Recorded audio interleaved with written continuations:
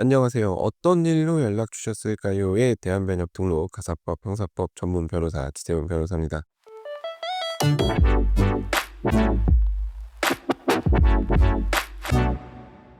자, 오늘은 손해배상과 관련된 얘기를 좀 해 보려고 합니다. "변호사님, 제가 저 사람 때문에 장사가 안 돼요." 혹은 "가게 매출이 떨어졌어요." 이런 내용으로 상담을 요청하시는 분들이 생각보다 많습니다. 말 그대로 누군가의 행동 때문에 손님이 끊기고 거래처가 떨어져 나가고 가게의 평판이 나빠졌다는 주장인데요. 그 마음은 10분 이해됩니다. 실제로 사업체를 운영하시거나 장사를 하시는 분들 입장에서는 주변에서 생기는 크고 작은 갈등이 매출에 직결되는 경우도 있으니까요. 하지만 그럼에도 불구하고 저는 상담할 때 꼭 이렇게 여쭤봅니다. 그 매출이 떨어진 걸 정확히 입증하실 수 있으실까요? 그 말씀하신 손해가 그 사람의 행위와 직접적인 연관이 있다는 점을 증명할 수 있을까요? 법적으로 손해배상을 청구하려면 단순히 "매출이 떨어졌어요. 장사가 안 돼요."라는 말만 하는 것으로는 부족합니다. 구체적인 손해 내용, 그리고 그 손해가 상대방의 불법행위, 위법행위로 인해 발생했다는 인과관계가 입증이 되어야 합니다. 많은 분들이 이렇게 말씀을 하세요. "일단 저 사람이 잘못한 건 맞지 않냐." 이제 잘못이란 것도 사실 형사상 처벌이 가능할 정도의 잘못인지, 아니면 우리가 그냥 일상생활하면서 '저 사람의 저런 행동은 눈살이 찌푸려진다.' 내지는 '아 사람이 저러면 안 되지.' 정도의 잘못인지 따져 봐야 될 부분이 있고요. 일단 형사처벌이 가능한 불법행위라 하더라도 그 불법행위와 본인이 입은 손해 사이의 인과관계가 인정이 되어야 합니다. 상대방의 행위로 인해서 언제부터 매출이 얼마나 감소했고 이전과 어떠한 차이가 있는지를 구체적인 수치로 설명을 해야 되는데, 그런데 이 장사라는 게 그렇잖아요. 매출이 단순히 한 가지 요인으로만 결정이 되지는 않잖아요. 그러니까 이 인과관계 입증이 사실은 좀 어려운 거죠. 이 사람 때문에 내가 얼마나 피해를 입었다가 객관적으로 명확하게 입증이 되어야 하는데, 그러한 점에 대해서 수치를 정확히 해서 입증하는 게 참 어려운 일입니다. 뭐 인정은 될 수 있죠. 가게 앞에서 누군가가 지속적으로 방해 행위를 한 경우에 당연히 매출이 떨어질 수 있는데, 이 매출이 떨어진 게 순전히 이 사람 때문에 떨어졌는지 혹은 계절적인 요인이나 다른 게 작용을 했는지 다퉈볼 부분이 분명히 있다는 거죠. 예를 한번 들어 볼게요. 그러니까 최근에 이제 상당히 시간이 좀 지났습니다만, 아무튼 계엄이 터지고 나서 경기가 많이 위축되었다고 얘기를 하죠. 좀 분위기가, 사회 분위기가 지갑을 잘 열지 않고 뭐 이렇게 흥이 나지 않는 분위기니까, 뭐 누가 돈 쓰려고도 잘 안 하고, 게다가 인제 경기도 안 좋고, 이런 상황에서 계엄 즈음에서 누군가가 뭐 다른 곳의 장사를 방해를 했다고 가정을 해 볼게요. 그러면 이때 매출 떨어진 게 순전히 이 사람 때문이냐? 애매합니다.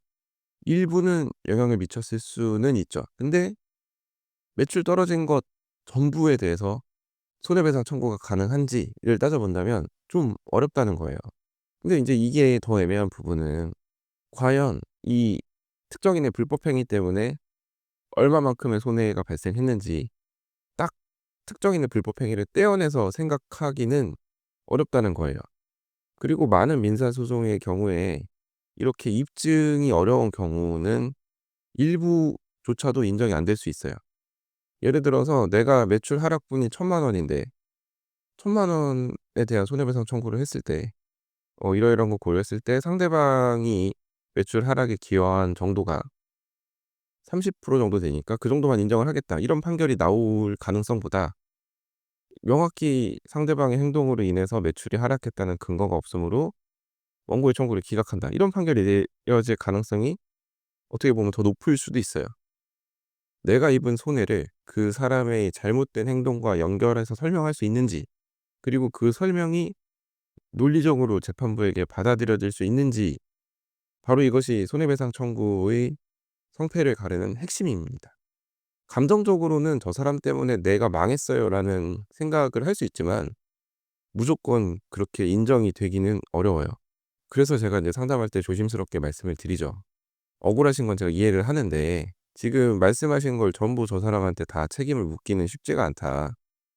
누군가가 잘못을 했을 때 그 사람한테 뭔가 위자료 청구는 할 수 있지만 실제 인정되는 위자료 액수는 크지가 않고 소송을 제기하는 게 과연 실익이 있는지 따져보셔야 된다. 단순히 억울함을 표현하기 위해서 변호사를 선임해서 소송을 제기하시는 건 아니지 않습니까? 억울함을 해소하려면 결국에는 어느 정도 청구 금액이 인정이 돼야죠. 근데 이 손해배상 청구가 인정이 되기란 본인이 원하는 만큼의 손해배상을 받기란 쉽지가 않습니다.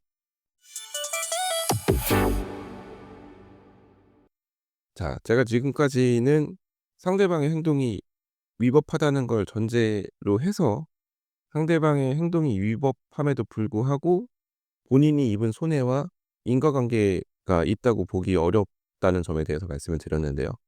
사실 특정인의 행위가 위법하다고 보기 어려운 경우가 더 많아요.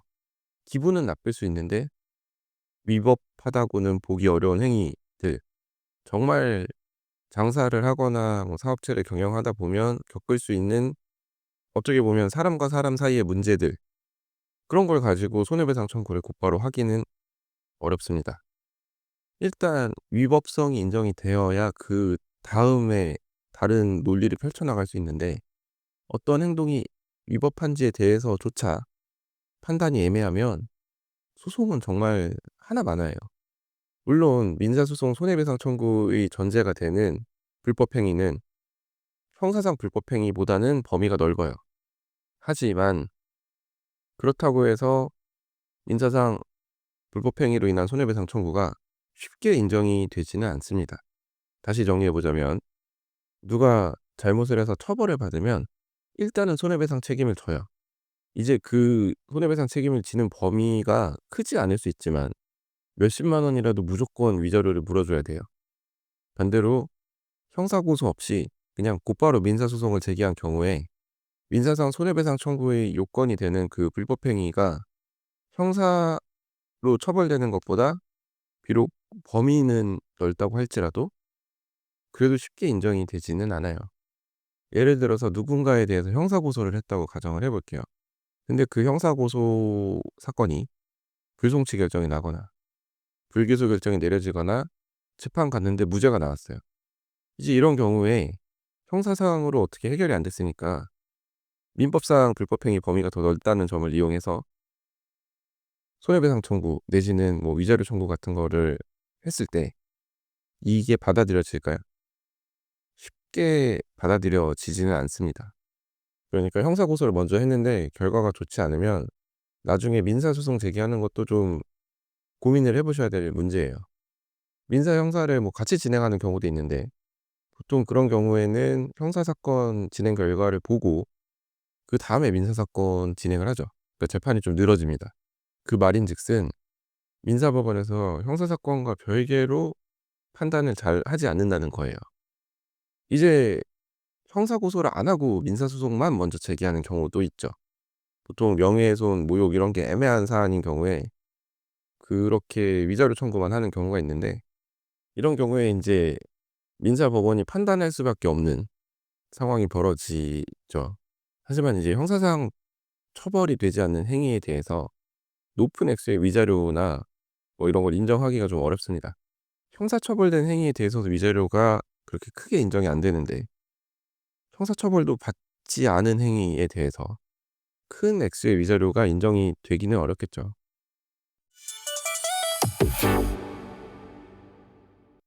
자, 이제 여기까지 들으셨으면 현실이 좀 복잡하다는 걸 느끼실 겁니다. 누구 때문에 내가 손해봤다는 거는 명확한데 그거를 법적으로 입증하고 내 주장을 관철시키려면 고려해야 할 점이 많다는 거죠. 억울하다는 감정만 가지고 손해배상 청구를 할 수는 없어요. 결국에는 그 억울함을 입증할 수 있어야 되고 법적으로 억울함을 풀어낼 수 있어야 돼요. 억울하다는 감정이 잘못되었다는 게 아닌데 이거는 손해배상 청구가 어렵다고 말씀을 드리면 "그러면 저 사람이 잘했다는 거냐?"라고 말씀을 하시는데 그건 아니에요. 그건 아닌데 분명히 억울하신 상황이고 피해도 입으셨고 그 느끼시는 고통도 분명히 현존하는 것인데 그것과 그 고통, 힘든 감정을 누군가의 잘못으로 연결해서 손해배상을 받으려면 반드시 입증해야 하고 거쳐야 하는 것들이 있다는 거죠. 그러한 논리적인 법적인 것을 무시하고 감정만으로 밀어붙이면 소송했다가 오히려 더 큰 상처만 받으실 수 있어요. 게다가 이제 소송을 하고 나면 심리적으로 많이 동요가 되거든요. 그러면 본인만 피곤하신 거예요. 나중에 분명히 이런 생각하신다니까요. 이거 차라리 소송 안 했으면 마음이라도 편했을 텐데 속이라도 덜 시끄러웠을 텐데 '이게 뭐 하는 짓이었나.'라는 생각을 하실 수 있어요. 그래서 제가 좀 고민해 보시라고 말리는 건데 오늘도 말렸는데 이제 이런 얘기를 들으면 "법이 뭐 이래요." 이런 반응을 보이시죠. 근데 여러분의 억울함이 틀렸다는 게 아니에요. 다만 그 억울함을 재판부가 납득할 수 있는 방식으로 설득하고 입증할 수 있어야 손해배상을 받으실 수 있다는 점, 그 점에 대해서 오늘 한번 얘기를 해 봤습니다. 자, 오늘 제가 준비한 얘기는 여기까지이고요. 오늘도 끝까지 들어 주셔서 감사합니다. 자, 다음 에피소드에서는 더 흥미롭고 유익하고 현실적인 그런 법률 이야기로 찾아뵙도록 하겠습니다. 이상 대한변협등록 가사법 형사법 전문 변호사 지태훈 변호사였습니다. 감사합니다.